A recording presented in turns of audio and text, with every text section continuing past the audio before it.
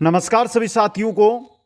रीट पात्रता 2024 जिसके अंदर हम लैंग्वेज प्रथम हो या लैंग्वेज द्वितीय, आप कोई सी भी लो, उसके तहत लेवल प्रथम और द्वितीय दोनों लेवल के लिए हम देख रहे हैं हिंदी व्याकरण प्लस शिक्षण विधियों। दोस्तों अब देखिए ये क्लास नंबर 4 है जिसके अंदर आज हम देखने वाले हैं संधि का तीसरा भाग, संधि का तीसरा प्रकार जिसका नाम है विसर्ग संधि। दोस्तों कंप्लीट जो क्लासें हमारी चलेगी वो ट्रिक पर आधारित चलेगी और टारगेट हमारा रहेगा पहली बार रीट पार। दोस्तों तो एक बार जो साथी हमारे साथ जुड़ रहे हैं वीडियो को लाइक शेयर और चैनल को सब्सक्राइब कीजिए। चलते हैं आज की इस क्लास की और बेहतरीन क्लास होने वाली है। दोस्तों एक एक टॉपिक है वो आपके लिए ट्रिक काम करेगा और विसर्ग संधि की मात्र और मात्र आपको मैं 6 ट्रिक बताऊंगा। ट्रिकों की संख्या कितनी रहेगी? 6 रहेगी। दोस्तों तो लंबी क्लास भी नहीं है, आप आराम से अटेंड कीजिएगा। जिन साथियों ने अभी तक वीडियो को लाइक शेयर और चैनल को सब्सक्राइब नहीं किया है या जो नए साथी जुड़ रहे हैं वो चैनल सब्सक्राइब जरूर कर लें। अधिक से अधिक वीडियो को लाइक और शेयर करना है जिससे जो साथी हैं जो रीट पात्रता की तैयारी कर रहे हैं वो हमारे साथ जुड़ सके। सबसे पहले हम बात करेंगे विसर्ग संधि कहते किसको है। दोस्तों विसर्ग जानते हो ना, विसर्ग का यह चिन्ह होता है। तो विसर्ग के बाद चाहे कोई भी स्वर आ जाए या व्यंजन आ जाए, अब इन दोनों का होगा मिलाप और मिलाप होने से जो विकार उत्पन्न होगा उसी को कहते हैं विसर्ग संधि। दोस्तों अब यहां पे मैं परिभाषा लिखता तो परिभाषा हम ये तो है नहीं 5वीं कक्षा में पढ़ रहे हैं, हमें परिभाषा समझाना है। अब यहां पर हमें दिमाग से काम लेना और दिमाग से ही समझना है। दोस्तों ये विसर्ग संधि है, विसर्ग के बाद चाहे स्वर आए या व्यंजन आए विसर्ग संधि होगी। दोस्तों अब देखिए 6 नियमों की बात कर रहा हूं या 6 ट्रिकों की मैं यहां पे बात कर रहा हूं, जिनमें से पहली ट्रिक आपकी स्क्रीन पे लेकर आ रहा हूं मैं। यह रही आपकी पहली ट्रिक। देखिए दोस्तों क्या कह रही है समझिए। विसर्ग का ओ में परिवर्तन हो जाना, जिसको हम संस्कृत में पढ़ेंगे ना जब, तो उत्व संधि कहते हैं। क्या कहते हैं? उत्व संधि कहते हैं। दोस्तों अब क्या है यह संधि, इसको समझिए आप। यह ट्रिक है, यहां पर नीचे जो बनाया गया है ना, यह ट्रिक है आपकी। यहां पर आपकी कंप्लीट ट्रिक दी गई है। इसी प्रकार 6 चीजें हैं जो आपको समझनी है।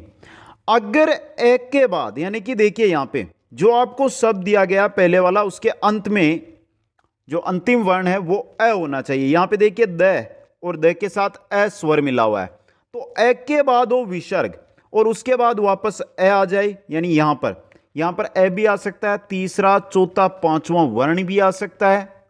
ये र ल व और है, इनमें से कुछ भी आ जाए तो विसर्ग है ना आपका, ये तो ओ में बदल जाएगा और ये अगर आगे ए आएगा ना तो ए का हो जाएगा लोप, यानी ए हट जाएगा। वापस देखिए एक बार, अगर ए के बाद विसर्ग हो और उसके बाद ए, तीसरा चौथा पांचवा या ये र ल व है, इनमें से कुछ भी आ जाए तो विसर्ग किस में बदल जाएगा?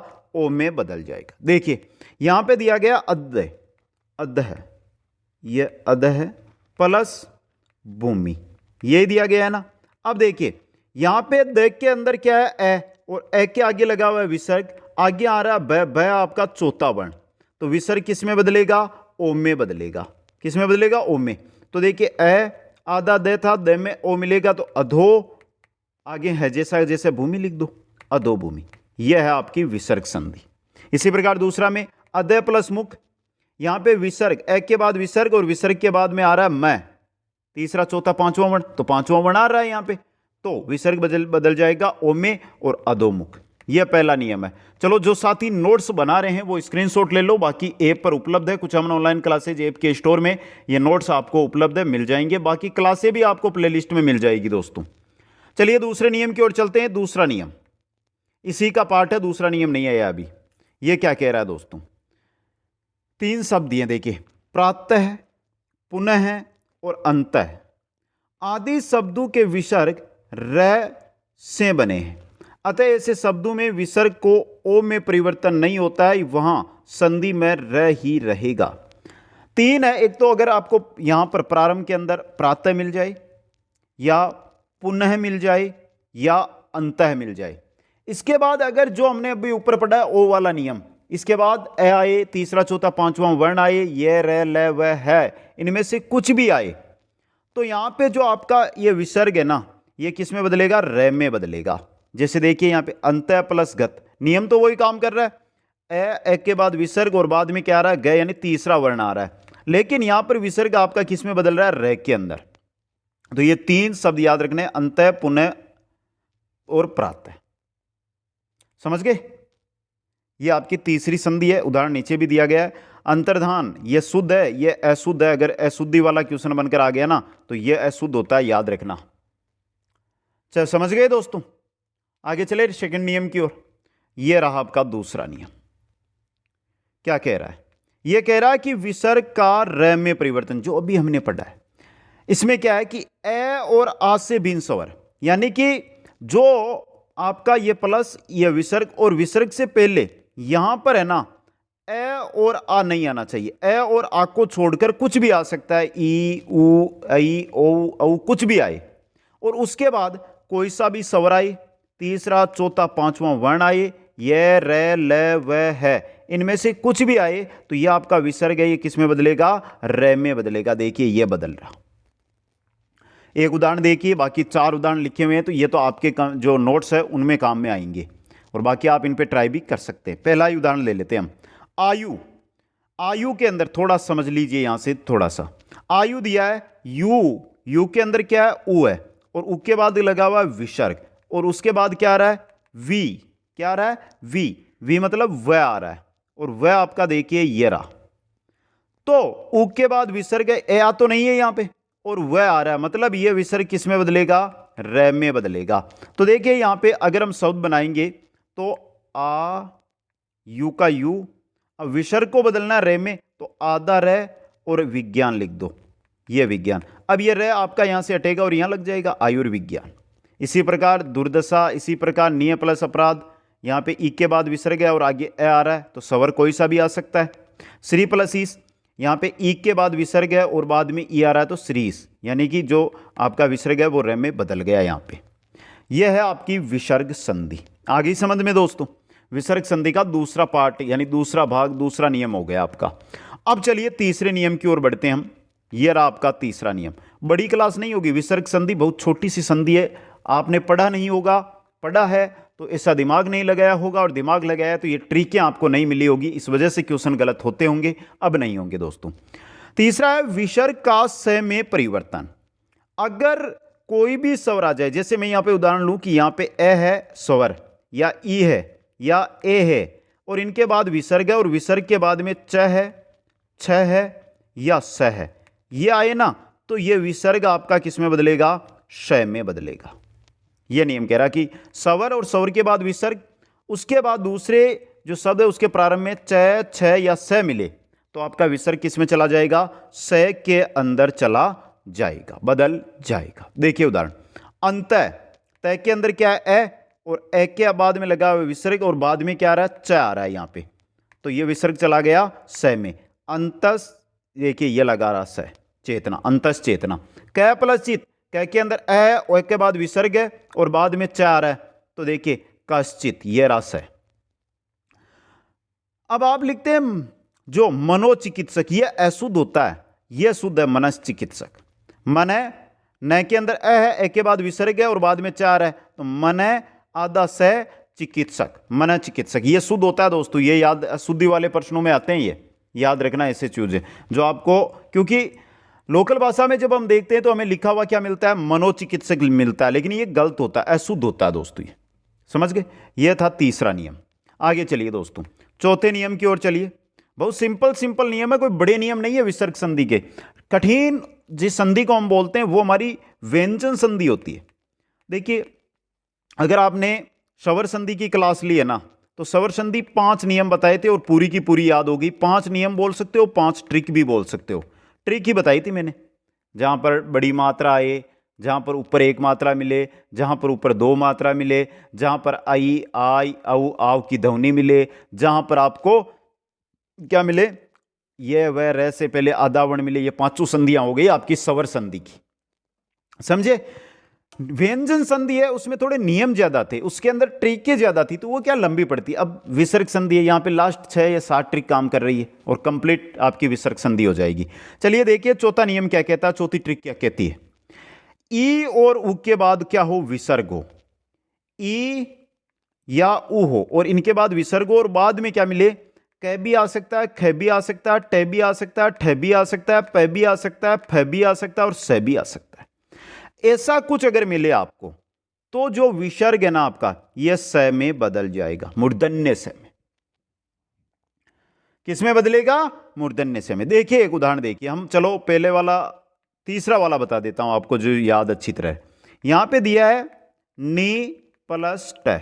अब देखिए नी के अंदर मात्रा किसकी है, ई की, तो यह बन जाएगा न ई, यही तो बनेगा ना, प्लस ई, यही बनेगा। यानी कि ई के बाद है विसर्ग और आगे क्या आ रहा है, ट। तो ऊपर देखिए क ख ट ठ प फ, तो ये रहा ट, तो विसर्ग किस में बदलेगा, इस स में।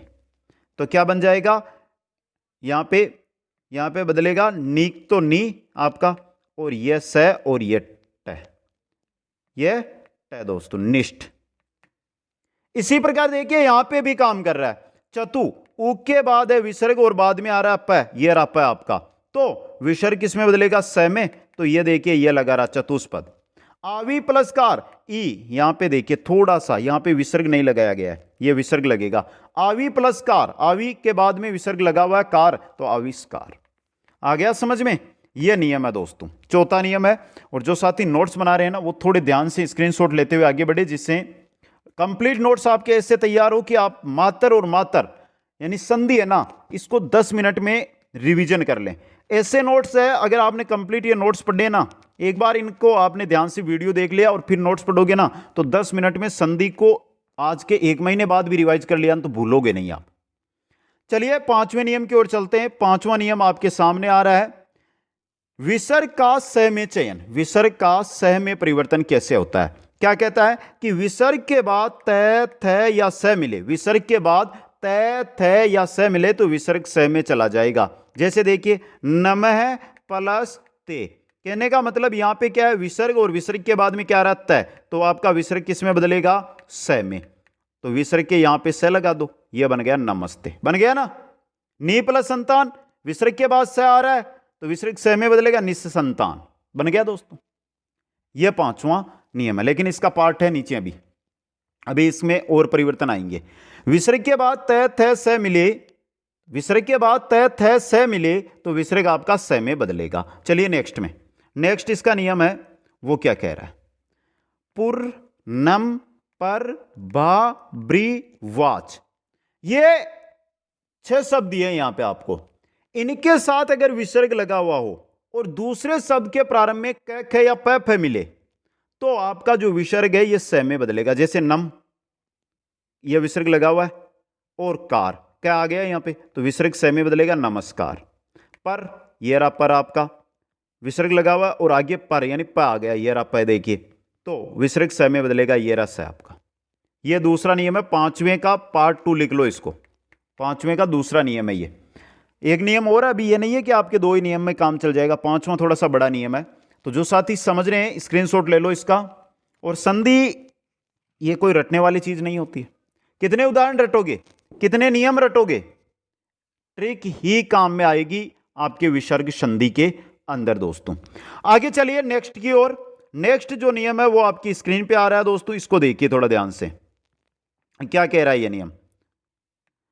अगर एक के बाद विसर्ग है और क और प आता है तो विसर्ग में कोई परिवर्तन नहीं होता।